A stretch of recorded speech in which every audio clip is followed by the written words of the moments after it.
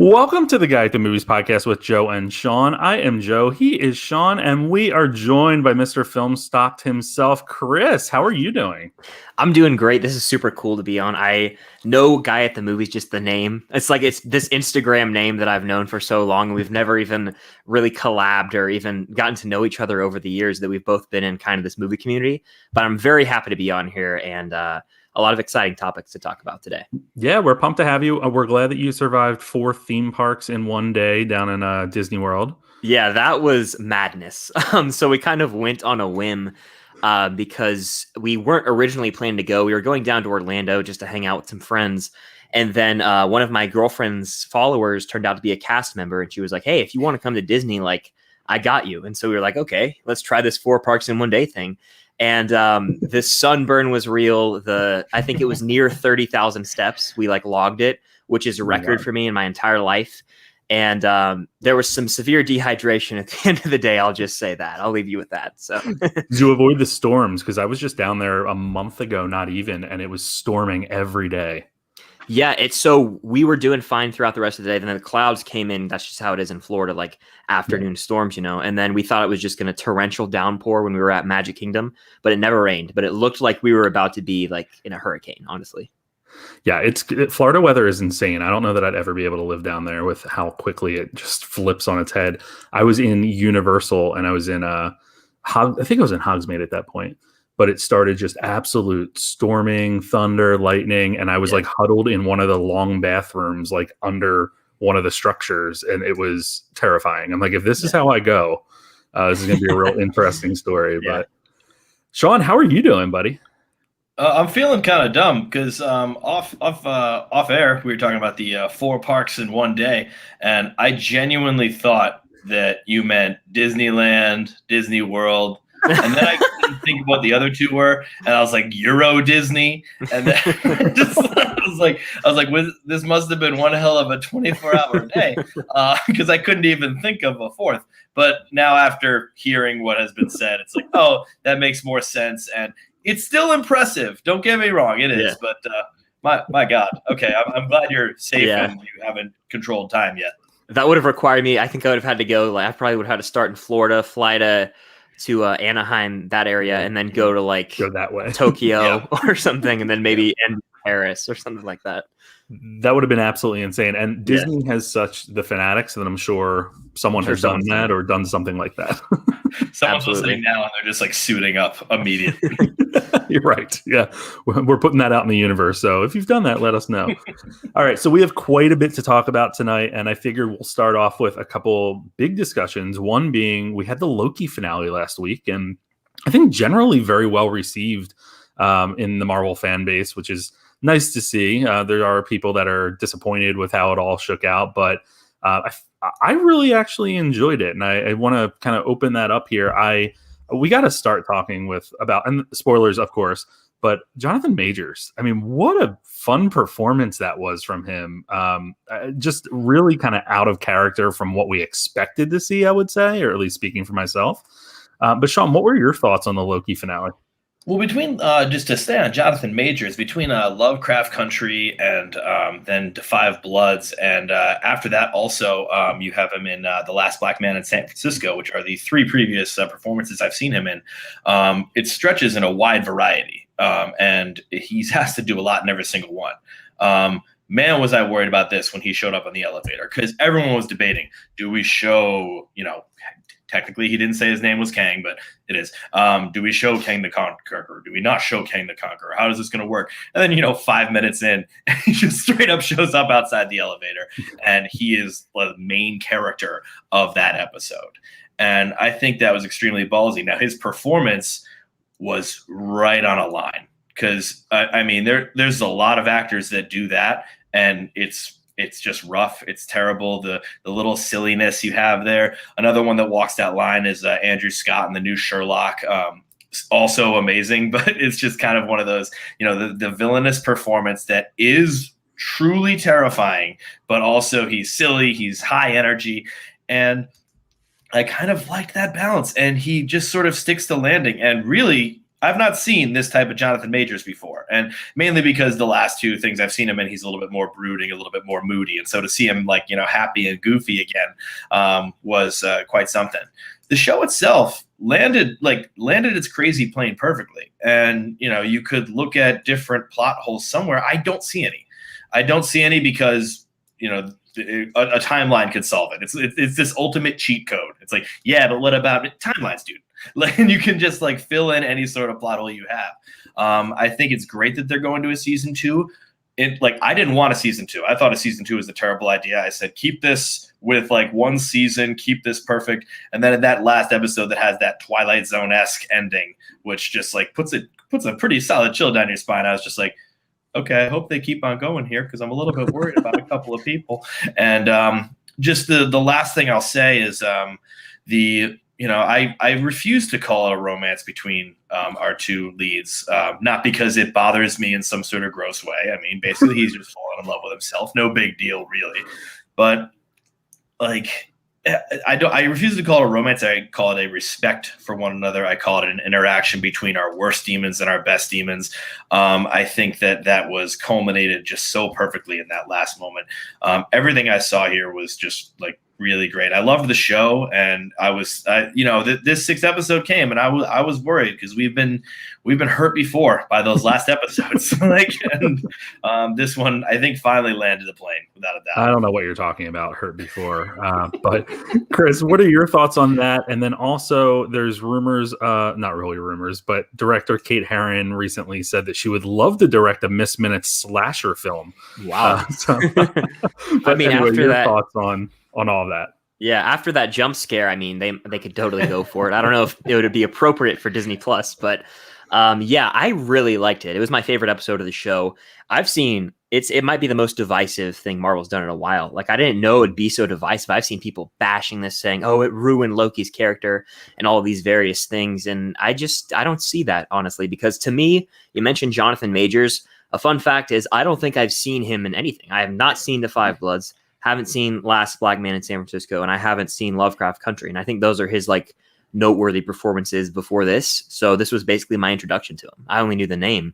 And so seeing him have so much fun with it, it was almost like it very much reminded me of like a Ledger Joker in a sense, like that just like carefree kind of whimsical attitude, the way that he just kind of walks in, he's eating the apple. I very much got like villainous vibes from him. And he stole the episode, in my opinion. The whole thing's basically just a conversation, and It works. Like 25 minutes of a conversation, and I was locked in from start to finish. The fact that are we allowed to spoil it? I think we are, right? Absolutely. Yeah. Okay. The fact that it opened the actual multiverse was so satisfying to me because they teased it. Marvel teased it twice this year. The episode 6 of WandaVision with the expansion of Westview. I was like, is that the multiverse? And then earlier in this show, of course, the end of episode 2, we're like, oh my gosh, the multiverse. But they actually went for it here. So the fact that the Disney Plus TV show is going to have massive repercussions through the actual movies in the MCU is what really excites me the most about this. I really did enjoy the episode. Hopefully we see more Mobius soon because he's my man. The ending was crazy. I really loved it. It was my favorite episode. I'm ready for more. And I don't see the hate. I don't get it. No, I don't get that either. And it's funny you mentioned the multiverse opening. And one of the things I remember before even WandaVision premiered was the conversation about, would you be able to continue on watching just the traditional MCU movies without watching these Disney Plus shows? And I think you can, and I'm sure they'll probably show you some of the stuff that happened or do some flashbacks or whatnot. But I do really think you're missing out on some of the story if you're not diving deep into these. One of the things I most enjoyed about Loki was exactly what you enjoyed about episode 6, was the conversation. That happened in episode 1 between Mobius and Loki. A lot of it was just a long conversation. And I was recently talking to a friend where I said that out of all 3 shows, the writing in this show was just phenomenal. Because it kept my interest in just these conversations. It explored these characters. And you're right, it did a great job of just opening everything up.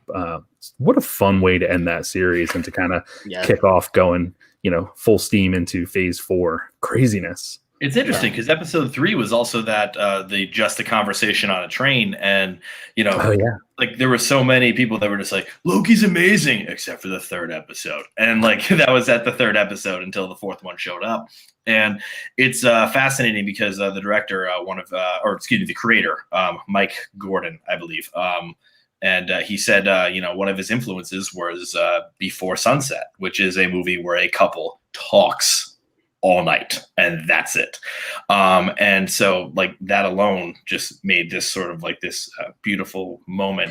It's tricky with what we have to do with the connections of this, and can we like watch the TV, watch the movie, how does it connect, where is it going to connect, and that was actually some of the hate that I got, and it was from a friend of the pod, Kevin. Kevin did not like Loki, and this is someone who's a bit of past guest, and also a friend of mine from college. And he said, he just sort of had the issue, which is a legitimate issue. He's like, I just wanted like an episodic Loki, Mobius, like, buddy cop going through time kind of thing. And instead, this moves the universe forward. And do we want those TV shows to move the universe forward? This one did. This one, you sort of have to, like, because Spider-Man is going to be weird now. Doctor Strange and the Multiverse of Madness is going to be weird now. And it's going to be weird probably because how this ended. And so it's tricky that way. Another friend of mine, Matt, saw Black Widow, and he was upset at Black Widow because it didn't move the universe forward. Granted, it took place like 4 years ago, so how are you going to do that? But so it's weird the different sort of Marvel fandoms we have. We have some people that want each of these to sort of live in isolation with them slowly pushing each other. Or we want some people to just say each one links like you're swinging from a tree, from a vine to a vine, which like that capture is interesting. Divisive fandoms? What? Yeah, I mean, if you could see behind me on the video version, we've never seen that before with anything called Star Wars. Yeah. But the thing about the MCU shows that I wanted to mention is WandaVision was like this contained story that really ultimately by the end of it, you just learn a little more about Wanda. She's got a new suit. Falcon Winter Soldier, it didn't really push it too much either. You see there's a new Captain America and it's more character driven. This, like you said though, Sean, is massive right now for the rest of the MCU. I feel like it's interesting because Feige said you don't have to watch the shows to watch the movies. I believe he said at one point. I think you were mentioning that, Joe. And it's just like, I think you kind of have to watch Loki. You really do if you want to understand the rest of the Phase 4 movies, probably. At least Spider-Man moving forward. Yeah, I think that's right, because aside from, even Eternals, who knows how it's going to affect a film like that, too. We have a lot of big films coming out between now and, I guess, next May. And Shang-Chi is going to be the first one out of the gate from really breaking open the multiverse in Loki. So I wonder if we'll get any references there, any additional development of sort of the overall universe, or if that will be a standalone character study. The good news is, if they need to figure out how to build the multiverse, they can take some hints from the serververse that was introduced in Space Jam 2. So let's talk about Space Jam: A New Legacy while Sean glares at me because of that transition. But we got LeBron James' long-awaited Space Jam: A New Legacy last Friday on HBO Max and in theaters.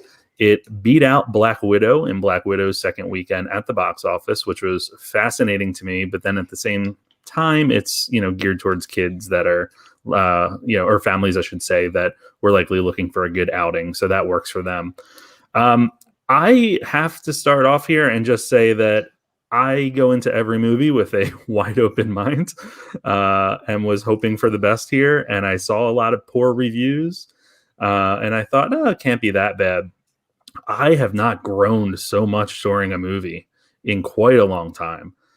It was very frustrating to me, not only because of we expected obvious product placement and stuff, but LeBron James is not an actor, should not be considered an actor, should not be considered for future roles. He was very concerning to me in terms of that role, but also just the story itself. We waited how long for a follow-up to the first Space Jam, and this was the best story they could crack. It just really surprised me. I was very disappointed in it. Had a little fun with my review, of course. It gave me the nice opportunity to do that. But I gotta also say, if you're trying to champion or promote the Looney Tunes here, I didn't really care for them either. I was like, Bugs is kind of an a-hole. But I don't know. Chris, I think I saw that you were really pumped about this. What did you think?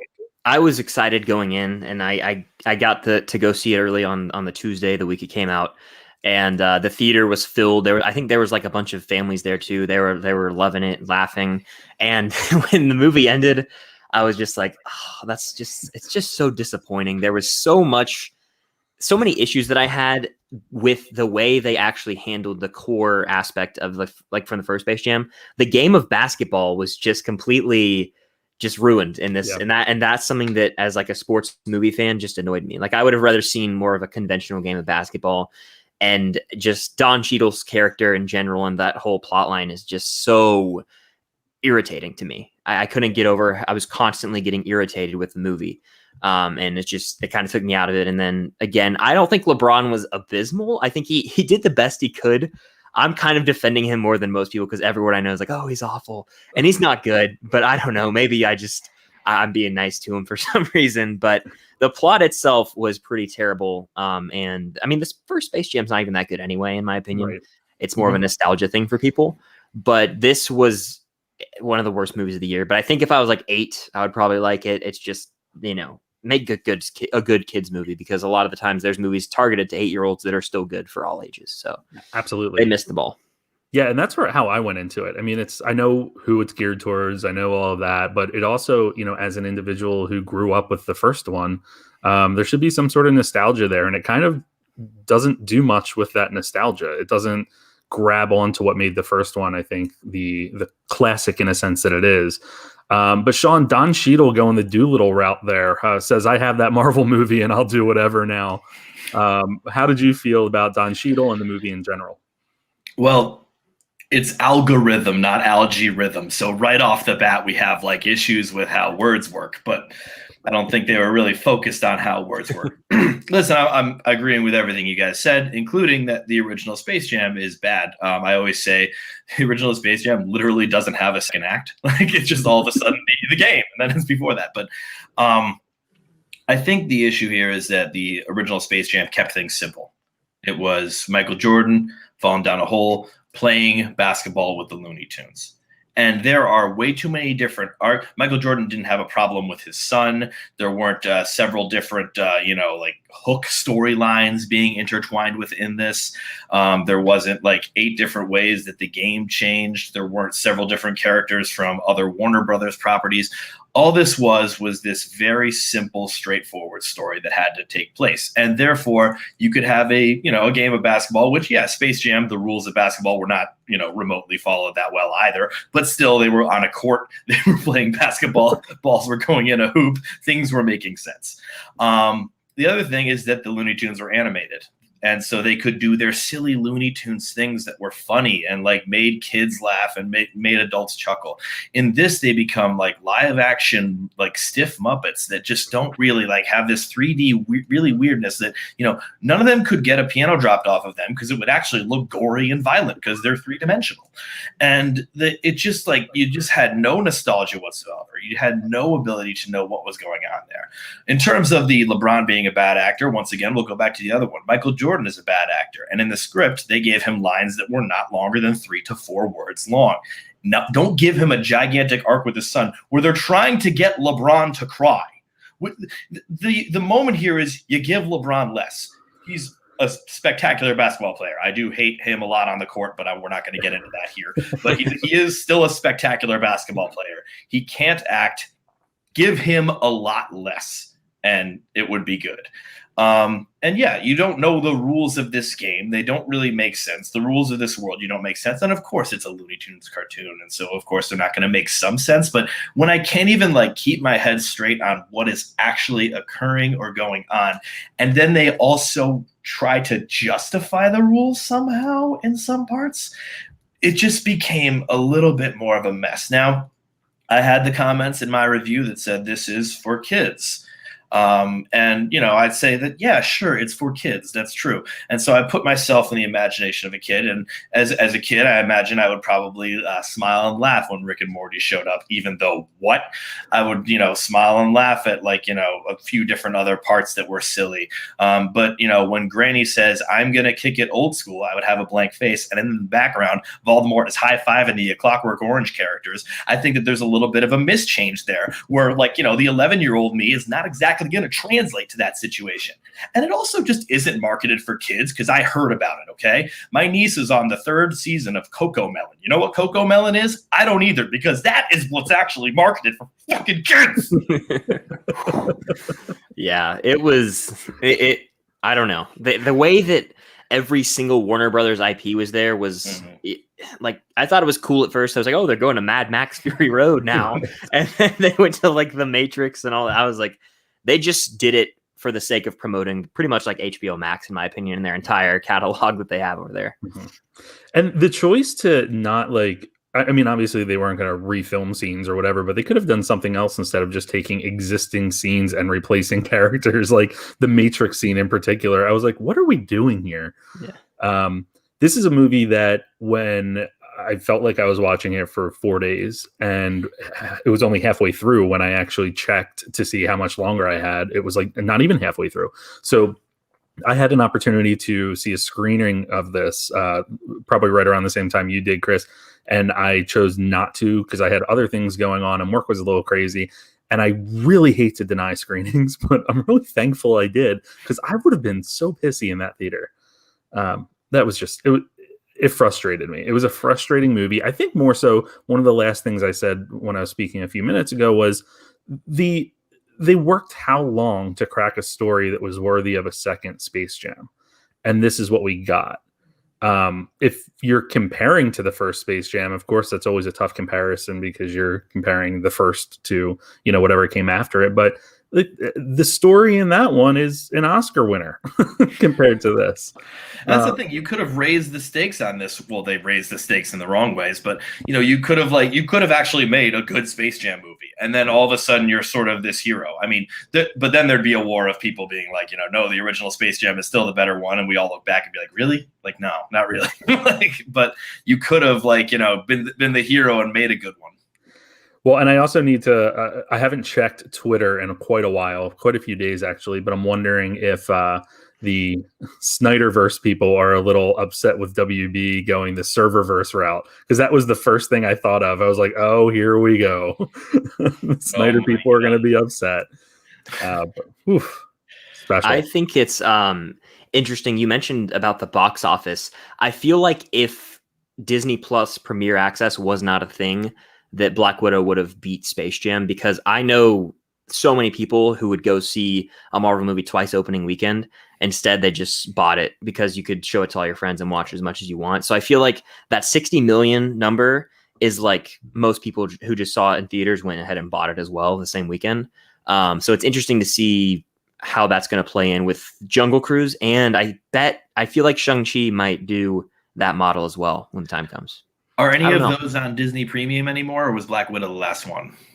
I know Jungle Cruise is. I know that is, but I do not know about the next Marvel movie. And I feel like they may want to do this because that's good money, but at the same time, they can make more at the box office if they force people to go out and see it again. I don't know. Yeah, and theater owners have been kind of up in arms the past few days about the Disney Plus Premier Access taking away a lot of the attendees that they would have. So I wonder, one thing that Disney did do was, instead of going the route where Warner Brothers said they're going to put everything on HBO Max for the year, Disney's kind of taking it as film by film approach. So I do wonder if we see that change as we move further into the fall and things loosen up a little bit more. And maybe, I think Shang-Chi might actually not do that, because I think they're going to try to drive people to the theaters more for that. But Jungle Cruise has already been announced. So yeah, I don't understand why HBO Max puts these movies on there for free. I mean, like Space Jam, I think Dune is still, I believe, I could be wrong, I think it is still doing a half and half thing. Yeah, like our full theater, and then you can watch it for free on HBO. It's like, I just don't know how they can justify that. Really, I don't get it. Now that also factors into now would that factor into the Space Jam box office though? Because we're talking about how Black Widow didn't do well because of the Disney premium, but wouldn't Space Jam should have not done well because of the HBO Max free? And I think it's mainly like families wanted to go to the theaters, but second weekend we'll be able to see. I think the one thing that box office results have been showing for the past couple of months is that there's always a steep decline.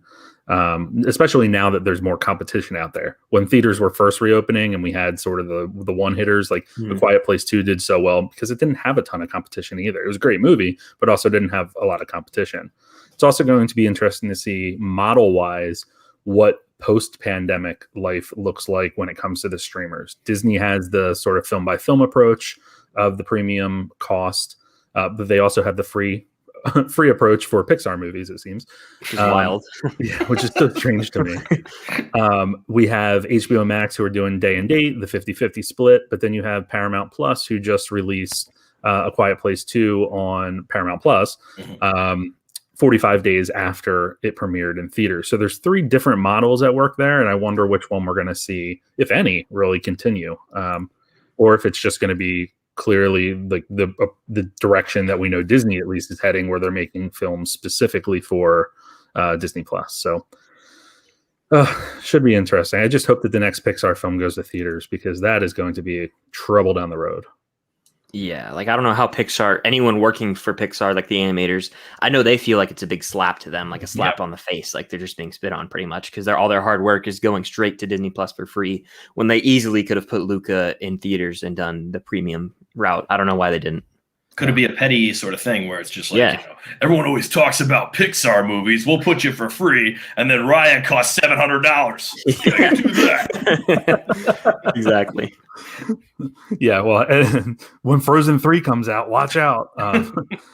Oh, man. All right, let's get into some of the news that we have this week. And first up on the docket here is our good old friend Antonio Banderas.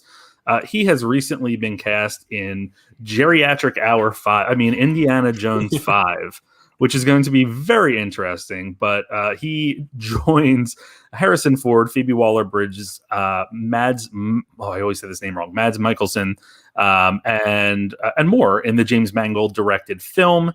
It's scheduled to come out in 2022. It's already filming. Chris, what are your thoughts on this? Because my first thought was, we're just surrounding Harrison Ford with other people his age. What's going on here? Yeah, so first of all, Indiana Jones 5's movie I'm really excited for. Like, I'm a huge fan of the franchise. I think this is going to be like right the wrongs of Kingdom of the Crystal Skull. No monkey swinging? No monkey swinging, no waterfall drops or any of that nonsense. I think that I know I've seen pictures and I think they're going to be de-aging Harrison Ford.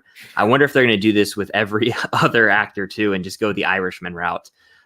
It'll be interesting to see. Antonio Banderas, though, I mean, I know him personally as Puss in Boots, and then of course Zorro, right? He was Zorro, right? So those are the roles that I know him in. I know he's in another movie, an older movie called like Woman on the Verge of a Nervous Breakdown. It's like a 90s movie. Yeah. But yeah, so I do know of his work. He's iconic just as Puss in Boots, though, for me. I don't know. Maybe he's a villain. Do you think it'll be like a villain role or like a side hero? I have no clue. It's going to be Mads as the villain. Mads definitely the villain. I don't know. It really is going to be an odd inclusion. I'm wondering if it's a larger role because it was announced so late into production. Well, I don't know how late, but I'm expecting that it's kind of like a smaller side role. I always think about him in Spy Kids. He's in that too. That's another one that I totally forgot about. Yeah, he's the dad in Spy Kids. Could you imagine if you're Antonio Banderas and you're like, people are like, "Oh, what do you remember me from?" Spy Kids. That's what it is. Philadelphia. Well, Sean, how do you feel about Antonio Banderas and if they are going the de-aging route fully? I know they're doing it. There's a question of if it's just for a few scenes or if it's the whole movie or whatever it may be. But how do you feel about that? Fine. Like at this point, it is one of those moments where, I always do this where I always think about Bill Murray getting baptized in Ed Wood, where, he's just like, do you accept God and all his sins? And he just goes, sure. He just gets baptized. It's like at this point, like, okay, Antonio Banderas is going to be in Indiana Jones 5. Sure. Okay. It's a great casting, fun, action packed. Like, you gotta love that sort of move. He's also Desperado and Once Upon a Time in Mexico, I believe.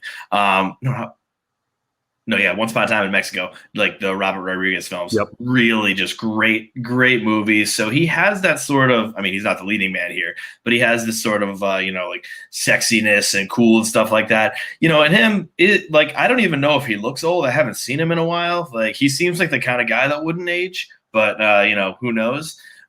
This cast is great. This cast is like just wonderful. I'm still so excited for this cast. We've talked about them as we've gone through our trek through podcasting, but Phoebe Waller-Bridge is going to be just like fun and spunky.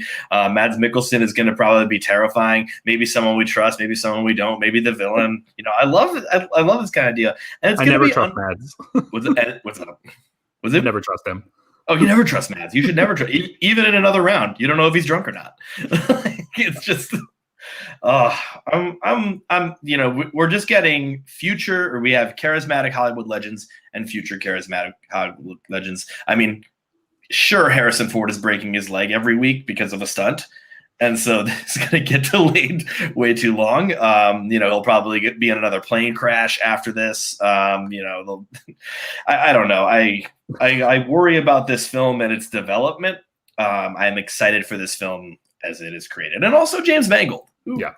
Like, I really can do no wrong if I think about it. And he's like, he hasn't gotten like the credit he's done because he's just been sort of like, a very serviceable director, and he hasn't just done anything like crazy great. But this will be quite the undertaking for him just to like get this across the finish line.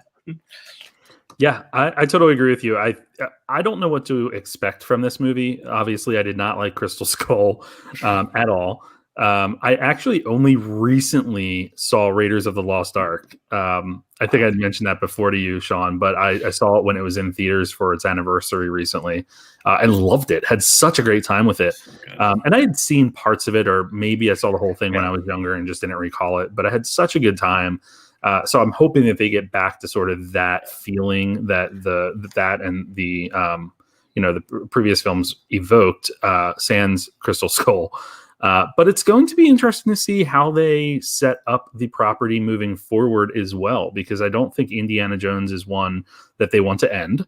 It is owned by Disney now ultimately, so of course they're not going to end that. They'll be making them in 2093 if the world's still here. So I'm wondering what they're going to do to sort of like hand off the property to someone else, or what they are hoping to accomplish with this one. So there's a lot that I think it has to do. I think it has to right the wrongs of the last film. It has to set up the future. And it has to make Harrison Ford believable in the role at 343 years old. So I'm not sure, but Chris, you seem really excited about it. There's a few things. One, will we see Shia LaBeouf in this movie?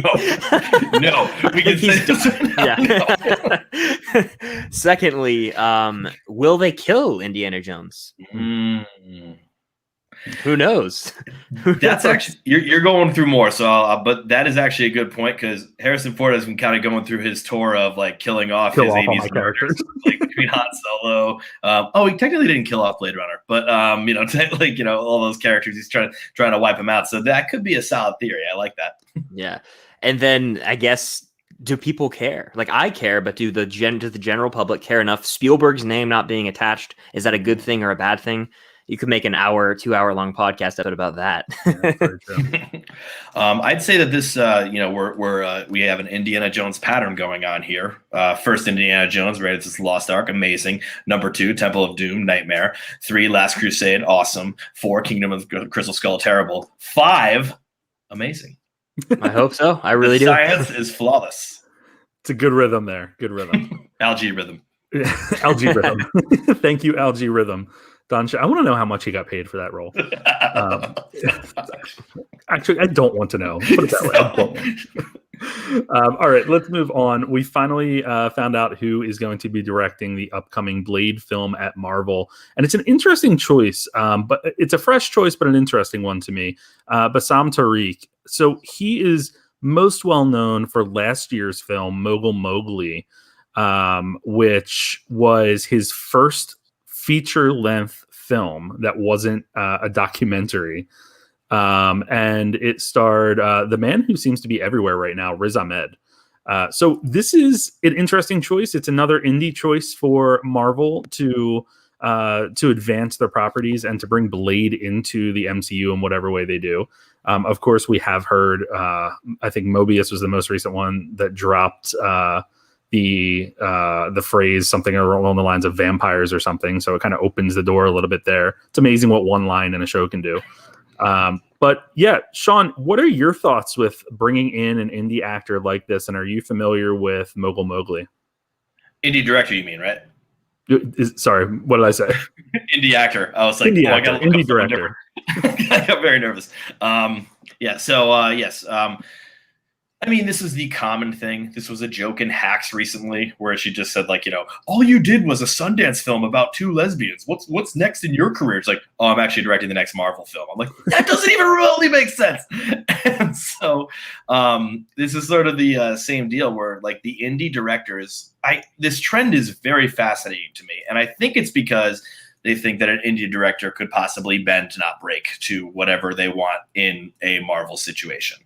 I unfortunately have not seen any of Bassam's work. I wish I have, and I will now be checking it out and checking how it can work with Blade. But I do know that Blade does seem like, and this is going to sound silly to say, but it does seem like a very small scale type of property, in the sense where, there's a lot of fighting, but it's a lot, close-ups. There's not a grand scale to these. There's the two types of Marvel movies. There's like, the fighting up close and stuff like that, and then there's like, you're on another planet and an alien comes out of your butt and eats everybody. Like, it's just like the two like levels of like where those two factors of Marvel. And what movie Blade, had an alien coming out of the butt? I'm trying to think. I saw it in one of them, I think, or I dreamed it. It might be my spec script for Thanos is Born, but I love this idea as something that's a little bit more intimate. And I think that, giving, this causes for intimacy in a film, and giving it to Blade, giving Blade this kind of intimacy in filmmaking is interesting. It's a twist that, I'm very welcome to see.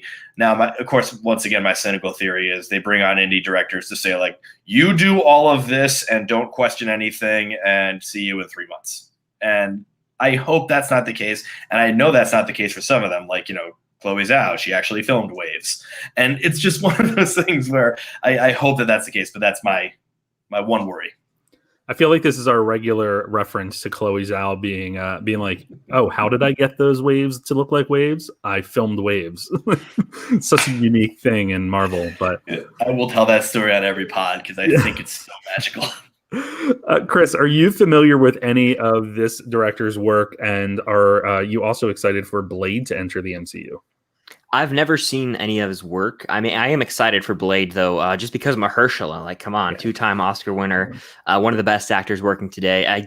I heard this could be a total lie, by the way, from Twitter or someone through the grapevine. They were like, I think Mahershala reached out to Marvel about like wanting the role. Is that true? Yeah, he does. I've heard the same thing, yeah. Then that means that he's going to bring it, and it's going to be a total blast. Now, I haven't seen the Wesley Snipes Blade movies. I know I probably should at some point in my life. I don't think they don't look the best, honestly. But I feel like it's just this moment in time, like that these movies that I need to watch at some point. They were in the background in Space Jam: A New Legacy, so don't worry. Like, you already saw them. Yeah, so I'm covered then. Yeah, I'm covered. The movie itself, I think it'll be cool. The thing is, how many, I hate to say this, but Feige has the MCU outlined. I wonder how much creative freedom a lot of these directors truly have. Like, my thing is, do the Russo brothers do they deserve this credit? Because if you watch some of their work outside the MCU, it's not the best. Cherry, notably, I think it's all right. I mean, it's more on the bad side for me. But I don't know how much freedom these directors really have. And I would really just like to see a documentary about that one day. Like Last Dance, the MCU, like a hidden camera crew, like looking at everything, seeing how much freedom the directors really have. But we'll see.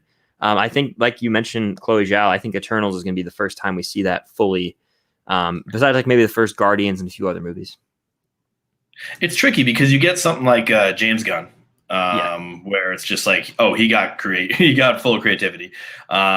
and Taika Waititi definitely got full creativity. Then you got the two directors of names I'm escaping in Captain Marvel, where it's like, I think some studio hands were mucking that one up quite a bit, and so I think it's a mix of both. I think it's better than other places. I mean, I think obviously DC's got its issues with like getting in there, and I think Star Wars has the exact opposite problem, where they're just like, they straight up do not bother you at all, and they say, "Oh, do whatever you want with these these different very important characters in a trilogy." And I'm talking, of course, of Rian Johnson killing Snoke, which, by the way, I love Last Jedi and stuff like that. But I understand that kind of screwed up a trilogy when he did that, because there was nobody, or there are people watching, but nobody was really controlling him. He said nobody told me what to do, so I just did my movie, which was kind of nuts. Insanity. It's really strange. And I think in terms of the input that these directors have in the creative control, I think James Gunn is a great example. If you recall back with Guardians, he was given complete control, but told just, here's what you need to do in terms of the stones to advance that plot line. And I think that's kind of what we're getting with Blade, if I'm reading between the lines right. Mahershala Ali did reach out with the idea of bringing Blade back. I think it was kind of like a cool, like we had this thought we'd do it at some point. Let's figure out how it fits into the overall picture here. But I don't think it's going to move the needle of the MCU too much. I think it's going to be incorporated and linked, obviously, and there'll be something in there that progresses whatever phase it enters into, if history tells us anything with these films. But it does, I would be willing to bet that this is one where there's going to be a little bit more creative control for the director, as opposed to probably some of the other big projects that we're seeing coming out, like, even with Doctor Strange. And actually, Doctor Strange is a great example, seeing the number of directors it went through. Ant-Man being another one back in the day, and the number of directors it went through. So you can definitely tell where they're putting the focus. So hopefully we get something special that's a little bit different than what we've seen in the past from this director. Yeah, and one final thing I want to say is, like, I feel like John Watts is just not, like, he doesn't really do much. Like, John Watts doesn't have like some director flair for the MCU. I feel like he's the one example of someone who they just use the name. I don't know what he really brings to the table, but that's all I wanted to say about that. Yeah, I think that's really interesting, especially because they're giving him the keys to Fantastic Four. So who knows what that's going to look like. All right, let's move out of the MCU and address a controversy around a documentary. So last week's release of Roadrunner, a film about Anthony Bourdain, has been met with some questions, and filmmaker Morgan Neville has been placed on the defensive. The long story short here is that 3 years ago, we lost Anthony Bourdain to mental illness, and he was a celebrity chef who had really made a career for himself after stepping out of the kitchen, writing a book, and then becoming a TV personality. The documentary is a good documentary for the most part. I think, Sean, I know you've seen it. I'm not sure if you've seen it, Chris. I have not. Okay. So it's an interesting documentary. A lot is in Anthony Bourdain's own voice. There's a lot of clips from his time filming the show, and you really get a really good picture sort of how his life was progressing and where some of these challenges creeped up. The challenge, or the issue that's coming up right now, is that a journalist noticed that there was a voiceover that sounded like Anthony Bourdain, but it was a letter that was being read that he was not around to recite, to actually read, to put in his own voice. Doing a little bit of digging, it was discovered that there were about 3 lines that were simulated using artificial intelligence. They were all written by Bourdain, but they were simulated. Neville had reached out to a company in order to put this together. In response to sort of the uproar, Neville said that he received permission from Bourdain's family as well as the literary agent. But Bourdain's family, his late wife in particular, disputes this. And I think has said that it's something that Bourdain would not have been a fan of. The question that pops up is, ethics when it comes to documentary filmmaking and using AI in sort of these strange ways. And my 2 cents on it before I kind of pass it over to you guys and ask you what your thoughts are on doing this is that I think the controversy is more in the realm of the fact that it wasn't shared that this was done ahead of time, and it was something that was discovered after. If and not knowing who's really speaking the truth here, who got the permission, who didn't get the permission, and really what that looks like. I think the biggest challenge is that people had to discover it themselves, and it wasn't something that was originally laid out as a feature of the film. But Sean, you watched it today. What were your thoughts on that part? And well, here's the God's honest truth, and I guess I'm a sucker for special effects. I have no idea which part that was. So props to the people in that sound team, because I truly didn't know how I feel about it. I mean, the immediate thing is it makes you feel icky. You just think like, ooh, I don't know, like that, that kind of bugs me a little bit. I think you're right. The moment, like, the cover up is sometimes worse than the crime. Now this is not exactly a cover up. They just they weren't forward about this being used in 3 lines.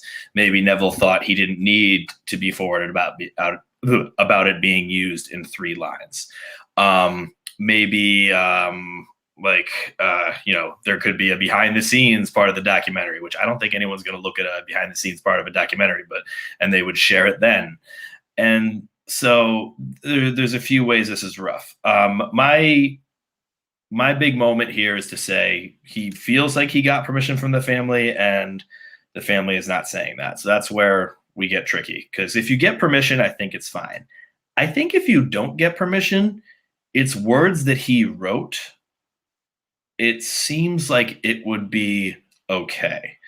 Otherwise, a sound team probably would say, hey, this is immoral, or hey, this is illegal, which it's, definitely not the illegal portion. And so I think it's okay. If they had him narrate this whole documentary, yes, that would be squeamish. If they had him, if they did a thing like, this is going to sound disrespectful, but it's like, hey, so here's me to 2021, something like where he's like beyond, if they had some sort of monologue of him beyond the grave, that would be disgusting. And that would absolutely not be used. But they are using this to narrate the words of him. I mean, I will say in this documentary, they have enough footage to make a freaking biopic of the guy. And then truly, it felt like that. Truly, it felt like he was still alive without the amount of footage they had. So I don't know if they even needed these narrations, which I don't know where they are in there. But there's just so much video. And it really it would have been something where if they didn't say in the beginning he passed away, I didn't know anything about the news, I would have thought he was around now, just because there was so much. And I don't know. I go back and forth on this one. When you send me this article, it's just something that bugged me a little bit. I mean, we have this problem a lot now. We have this problem with voices. We have this problem with faces. And some of these faces are given permission. Some of them are not. One of the ones I can think of is Peter Cushing in Rogue One.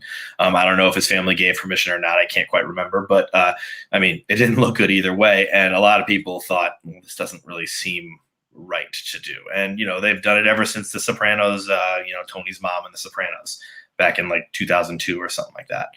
So it's something where lines maybe have to be drawn, but I don't think they could be drawn that distinctly. And I think it's going to just be something that we have to examine that way. But it's tricky. Wasn't Don Rickles one of them in Toy Story 4? They did do that, but it was weird. It was just kind of it was his Vegas jokes, but it was once or twice. But they did. I don't know if they made new things or they just had voice clips of him and be what are you doing, Rex? And then that was my interesting. Chris, what are your thoughts on this? I know you haven't seen the documentary, but I just think that it's an interesting topic, thinking about what sort of, number one, the responsibility you have as a filmmaker, but 2, the use of someone's voice after they pass that was not truly their voice. Yeah, it seems a little, to use that word, icky. It seems a little off-putting and uncomfortable in a way. If the filmmakers did have permission though from the family, I would think that it's completely fine. But if they're disputing it, then I don't know what that's about. I don't know. I feel like there's always situations like that when people say they have permission, they really don't. Who knows if they do? The thing that kind of makes me feel weird in any way, shape, or form, with or without permission, is the CGI creation of actual humans. So like Peter Cushing in Rogue One, or even I know this was like they had to do this, but in Fury 7, I understand that was like a beautiful send off, and I know that they even had like the brothers come in and do it. And I think for that's kind of actually a rarity where it's actually okay, because they wanted to have a proper send off. But I could, like, if they had done for like Princess Leia in Rise of Skywalker, I think she had finished shooting for the most part, but I think they might have done some CGI. A few things, yeah. Yeah, it's just, I don't know. Like the worst, like people had suggested, and this would be just gross to me, like CGI Chadwick Boseman in as his role in Black Panther. Like that's just disgraceful, and I don't think that would be appropriate at all. So I'm glad they aren't going to do that. And if they were to do things like that moving forward, like to continue on making actors fully CG, that is something that even if you have the technology to do it and make it look good, it's not okay or morally right, in my opinion. It makes me think about the holographic tours, musical tours. Like, wasn't there talk, or did it happen, of like Michael Jackson hologram or something? I heard about that. I don't know exactly the details, but I have heard of that. Weird stuff like that. So like if nobody is continuing on Guy at the Movies when I'm gone with a hologram, I don't think anyone's going to want to, but hey, that's not, I'm saving all these files to make a 3-dimensional. Yeah, it'd be really interesting. I think the issue here, I don't know that I see a huge issue if two things were true. One, they received the permission, and two, if it would have been set up front, I think that would have made the world of a difference here. It is kind of shady how it was spelled out, and it's not like they had to do it. That's the other piece. It is just done to like tie up the story that is being told via the documentary, but also it's a neat filmmaking technique. So it's really just an overture, but I don't know. I think there were ways around it. So it was an interesting story. It's interesting to see that a man who was he wasn't controversial in his life, but he sort of was like no nonsense or whatever, is still riling people up after his death, after a documentary comes out about him. Well, that was one comment where it's like, he would have hated like, his voice being those like 3 lines and stuff like that. I'm like, Bourdain would have hated the documentary, dude. He would have hated that a documentary would have made about him. He was a character. All right. Let's move into our last story here. We are getting a Batgirl movie, guys. DC is still plugging along with what everyone's been asking for. So we are getting a Batgirl movie going to HBO Max. And this is going to get interesting in terms of who they have as talent that are testing for the role, which is reportedly happening next week, or this week or next week. So I'm going to give you all a few names. But just as a reminder, this is the film that is being directed by Adil El Arbi and Bilal Falal. And the script comes from Christina Hodson, who did part of or I think she either wrote the full script, or I know she at least wrote part of the script for Harley Quinn, for Birds of Prey. So that will be interesting. Focusing on Barbara Gordon here. Here is who we have listed. Not all of them I think we know well. But Sean, there's one in particular that I want your input on. But the first one is Isabel Merced. She was Dora in Dora and the Lost City of Gold, and she also is in the upcoming movie with Jason Momoa on Netflix, Sweet Girl. So, any thoughts on Isabel Merced? She had a tough role in Dora. I mean, you had to kind of like act like sort of ridiculous, and like this very, very campy role. So I mean, put her in like that bat suit and stuff, and I could see like she knows already how to be ridiculous. I actually never watched Dora. Like I watched the show growing up, but I never watched the movie. I can't imagine having to act like the dialogue if it was anything similar to the TV show. I just can't imagine having to do that as an actor. Yeah. So maybe, I don't know, maybe she's actually, did people say she did bad in the movie? Like, I don't remember the reviews at the time. I think people are actually fine with it, Oh, which is okay. funny. There was a lot around that was bad. Yeah. That monkey. I never saw it. I just remember the previews and being like, "Oh boy." I think it will be interesting if she does get cast, because I can see the fandom being like, they cast Dora as Batgirl, so that might be a problem, and follow her a little bit. The next one is Zoe Deutsch. She was Madison in Zombieland Double Tap. Chris, did you see Zombieland Double Tap? I have not. I've seen the first Zombieland, but I never got around to the second one. So she was that's her biggest role, according to her IMDb. And Sean, she was absolutely hilarious in that role, in my opinion. Like truly a standout. But it's really, I mean, I guess she did well with that type of role, but then switching over to Batgirl, I don't know how I don't know that I can see it. I mean, could it like be the humorous role, or is it going to be super dark? Because if there's going to be like a bit of a silliness to this role, because I know nothing about like the comic stuff, but yeah, this is DC. So number one, you already know you're leaning into the shadows there. But Barbara Gordon is the daughter of Commissioner Gordon, and depending on which direction they go, it can be rather dark. So. Just like any other of the characters in DC or Marvel, there are like 17,000 incarnations of them in the comics. So it depends what storyline they go with. Based on who's involved and based on what we saw from Hodson's script for Emancipation of Harley Quinn, it's probably going to be a little bit more serious, I would say, in terms of like the actual story. What the tone's going to look like, I'm not quite sure, but the directors have a history of more serious films. So who knows? Are they the Bad Boys for Life directors? Yep. Yeah, so they can have some fun. Yeah, they can do comedy and stuff, and maybe that's the direction they want to go with it. But I mean, you're taking a Bad Boys for Life, like that's a rated R story, right? Oh yeah, it's still intense. So that will be interesting. The next one is Leslie Grace, Nina from In the Heights. I don't know. I mean, I obviously really like In the Heights, but I just don't know how I feel about.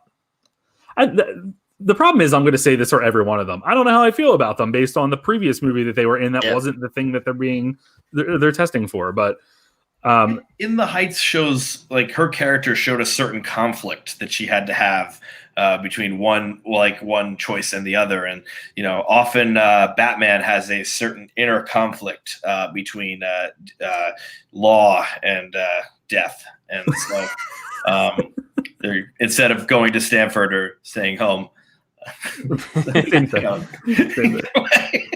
Chris, did you see In the Heights? I really like In the Heights, and in all honesty, I do think that the scene at the dinner table, I think her acting's pretty great there.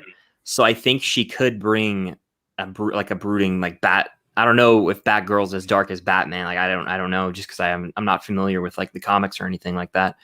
But I think she could do it. That's the one name I've actually seen a movie of hers from on this list. So perhaps.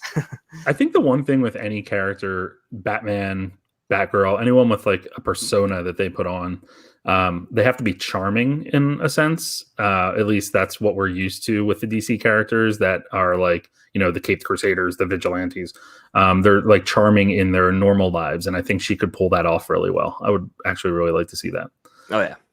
Haley Lou Richardson. Sean, this is the one that I was going to bring up for you because of Unpregnant. I remember when you liked that a lot. And then 5 Feet Apart. I don't know anything about Haley Lou Richardson, but the one thing I'll say is they're clearly going with a younger Barbara Gordon in all of these castings. Yeah, Haley Lou Richardson is just, not that this has to be a problem. She's just very tiny. So, if they are going for a young daughter, I guess this could work. It could be like this, like nimble, something or other, just from a physicality standpoint. From the Unpregnant standpoint, obviously I just loved that movie. It was one of 3 end of pregnancy road trip movies in the past 2 years, and it was like, oh man, the way she was sort of sly and slick. She has like a good straight man to her. In terms of comedy. And I know that we're not focusing on comedy here, but with that, you can get sort of a leadership angle to her possibly. I could see it happening. I mean, the look alone, I can't, but I'm interested without that. Yeah. Are you familiar with her at all, Chris? I'm not. Yeah, I'm not. I think I saw the trailer for Unpregnant one before a movie one time, but is that where like you said it's a road trip movie? I think I've seen the trailer. It's like these two. It's like is it a mom and a daughter, or am I making that up in my head? No, it's a friend and it's two friends, Okay. two high school girls that go to a state where they can get an abortion. Oh, okay. Parent. Mm-hmm. Yeah. It came out at a time where that was sort of a go-to type story. There was literally 3 of them. So I didn't prep you two for this, but I'm going to start off with who I think could play the role. I was thinking about this a lot today after I had put the outline together. Catherine Langford. So 13 Reasons Why and Spontaneous. Oh, I like that. I don't know why, but just the way her demeanor in Spontaneous in particular, and then 13 Reasons Why, I mean, like that's an emotional roller coaster in and of itself. So we know she's capable of that. And she has the look to me. I feel like she would be a solid pick for that role. I like that a lot. Very good. Yeah. There's the obvious darkness in some of those shows and stuff. Well, actually, most of those shows where you could really see her handling that. And that's good. Yeah. She's also in Knives Out, right? Yes, I know her from Knives Out. Yeah, that's the one I know her from the most. I've seen a few episodes of 13 Reasons Why. My girlfriend really likes it in like a kind of to make fun of it later on way, like the later seasons, but still likes it.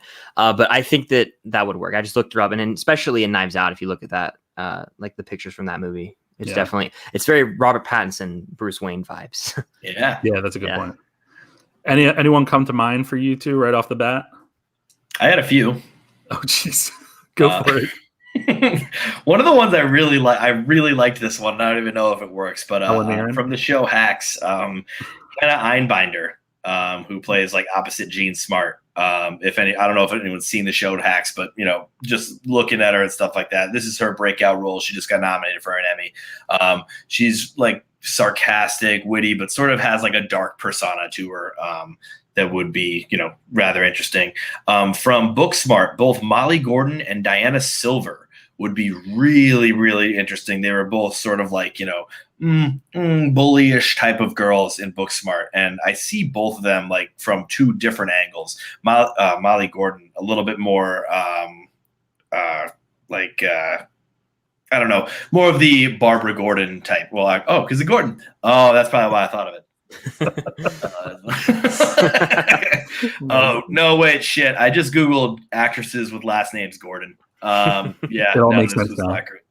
And then finally, Victoria Morales from Plan B, which was this was the other Drive Across the State to Pregnancy movie. But she was just like a really fun, spunky. That wouldn't work for Batgirl. Never mind. I don't think I know who Batgirl is.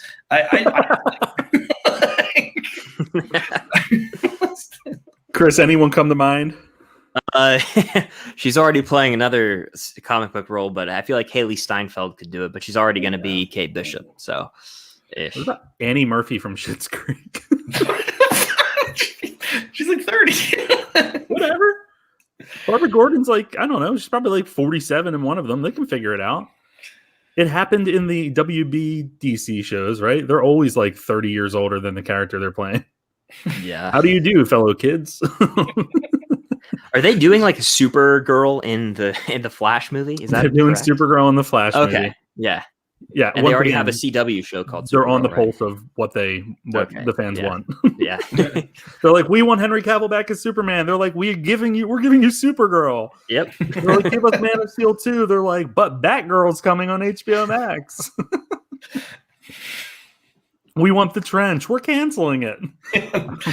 Don't get me started on the coolest part of Aquaman. And well, look, before we get to the top new releases this week, I realized that I did skip over sort of what we've been watching. So I want to give you guys the opportunity, if you've been watching anything that you feel like you want to share with the audience at large. And to give you a few minutes, I'll just start off real quick with the one that's actually a new release this week that I really did enjoy, Broken Diamonds, that's coming out on Friday in limited theaters and VOD. It's Ben Platt's new movie. Ben Platt from not Book of Mormon, from Dear Evan Hansen on Broadway, but also is going to be reprising the role of Dear Evan Hansen in the Dear Evan Hansen movie, which a lot of people are joking about because, again, hello, fellow kids. He's older, playing a high schooler, but it is the role that he originated. But I digress. In this movie, it's him and Lola Kirk. There's a death in the family, and he ends up having to take care of his sister who suffers from schizophrenia. And they are not too far apart in age. It's a really well done 90-minute contained movie that just balances, humor with heart and like emotional depth. Like I got really emotional watching it. And the performances are just really phenomenal. I did some research in terms of the film itself because I always get a little nervous about whether they're representing families who are in similar situations well, or if they're exploiting it. And it does seem like the entire cast did a lot of research and sort of like site visits and stuff like that in order to make sure they were representing it appropriately. I think it's a sleeper. It's a really good movie. It's surprising me that it's not getting more attention, especially because Ben Platt is really like the up and coming film actor who I think has successfully built a career for himself on both stage and on screen. Yvette Nicole Brown is in it as well, in a supporting role, and she's just delightful all the time. It's nice to see her not get pigeonholed into sort of the comedic role from Community. But it was a lot of fun. I really did enjoy that. So, Sean, what have you been watching? So I have been watching this one. I'm actually going to talk about because I'm getting flack for not loving every single second of and calling it the masterpiece and giving it the best film of the year right now. And that's Pig. And I liked Pig, but I only liked Pig.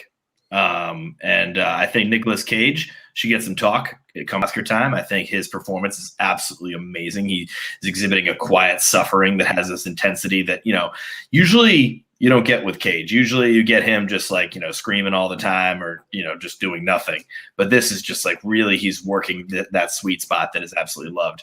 I think Pig kind of falls apart in the end. I don't understand some of the characters or who they are, or it just got a little bit confusing. Not confusing, but just sort of unsatisfying for me. So it's still a great film. Definitely check it out. Everyone else on the planet loves it. So apparently, definitely check it out because apparently it's good. Other than that, it was, just quickly Gunpowder Milkshake, which you talked about on the last pod. You liked a little bit more than me, but I think we agree on where it's good and where it's bad. I just kind of disliked a little bit more of where it's bad. And then the last one there is, the conclusion of Fear Street with 1666. Really cool first half, really bummed out second half. Still kind of brings it to a close, which is nice, but just, basically, if I don't know if we're spoiled, but after 1666, halfway through it, they go back to 1994, and the 1994 movie sucked. And so now it's like they're kind of like bringing it back to that. And I'm like, oh man, you're doing this again. And so it's like they did the same thing again, which bummed me out. Chris, I don't know if you picked it up, but Sean is a third act hater. He always hates the third act of films. I try so hard not to. Even like my best film of the year, probably In the Heights. I'm just kind of like, all right, Usnavi, just fucking leave, dude. I will admit that In the Heights drags on in the end. Like that's my complaint with every movie is I say it drags on. Like it's the pacing. There's always like 20 minutes where I'm like, and it's like in the second or third act. So I'm kind of similar in that sense. Absolutely. That's why when a film's like 90 minutes and it tells its story and gets it over with. And a couple of weeks ago, I was like, let's get a new hashtag going. Like, make films under 2 hours again. Yes. I'm so tired of this. The commitment is too much. Yeah. Like the upcoming Bond is 2 hours and 43 minutes. That scares me. That scares me going into it. Daniel Craig doesn't even want to be there for that long. No. Let's be real. I just have to comment on Pig. I am stunned that people are like raving about it the way that they are, because I didn't hate it. I didn't love it. You may have gotten more out of Nicolas Cage's performance than I did, but it was fine. But people are like insane about it. And I think it's kind of that Nicolas Cage thing, to be honest. He's sort of at that point in his career where he's taking quirky roles, and people love that. And I wonder if that's sort of going to be something that we see come to a head. Shall he ever step into like a more marketable you know, big budget film again. But I don't know. Odd.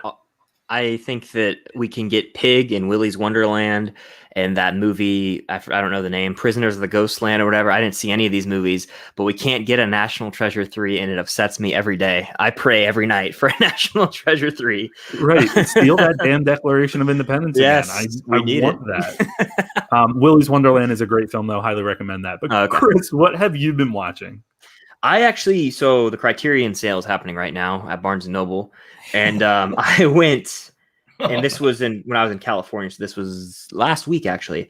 I bought The Man Who Knew Too Much, an early Alfred Hitchcock movie, thinking it was the 1956 version with Jimmy Stewart. However, after Nathan Hale, I'm sure you guys know Nathan Hale movies, he commented very politely on my video. He was like, "Hey, you actually bought this version, but it's still great." So I watched it, and I actually did enjoy it quite a bit. Peter Lorre, I believe is how you pronounce his name.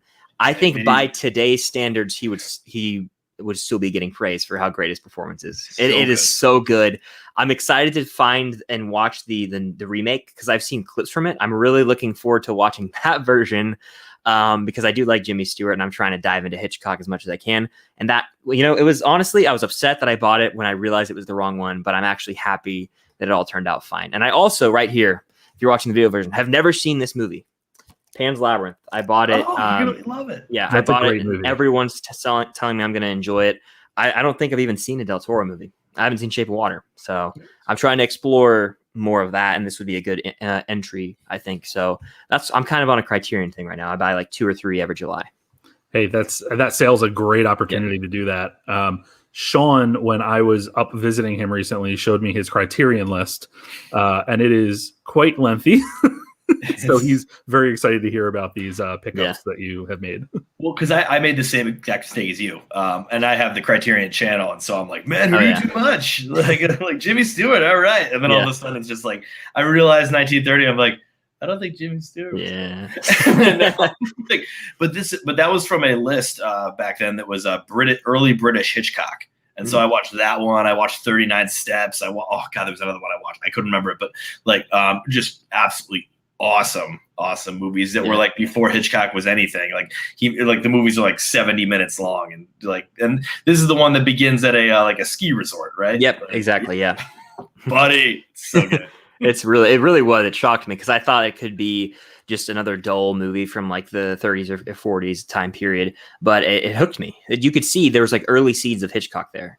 Oh yeah, he knew what he was doing, and so he like hooked British people like right away. They were just, oh, this guy.